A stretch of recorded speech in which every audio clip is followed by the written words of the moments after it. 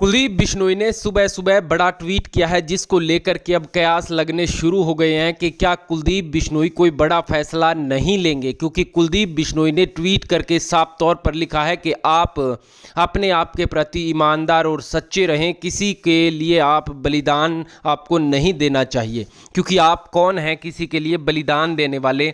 सुप्रभात। यानी कुलदीप बिश्नोई के इस ट्वीट से पता चल चुका है कि कुलदीप बिश्नोई आने वाले समय में नज़दीक के अंदर कोई बड़ा फैसला नहीं लेने वाले। चूँकि समय समय पर वो इस बात का जिक्र कर रहे थे, उनके बहुत से कार्यकर्ता कह रहे हैं कि आपको कांग्रेस नहीं छोड़नी चाहिए। और सबसे पहले भी हमने आपको यही बताया था कि कुलदीप बिश्नोई जो है बड़ा फैसला लेंगे, लेकिन कार्यकर्ताओं की नब्ज़ टटोलने के बाद।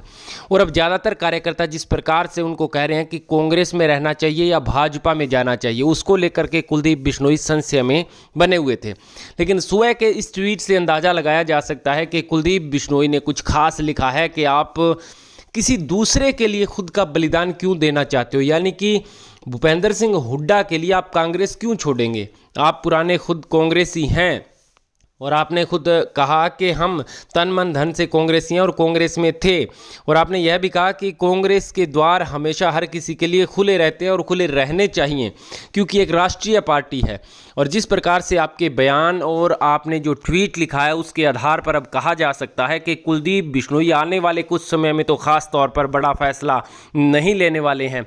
दरअसल कुलदीप बिश्नोई लगातार कांग्रेस हाईकमान से नाराज़ चल रहे हैं और बार बार उन्होंने कहा कि वो कांग्रेस पार्टी से नाराज नहीं है, बल्कि राहुल गांधी से नाराज हैं कि मिलने के लिए समय नहीं दिया।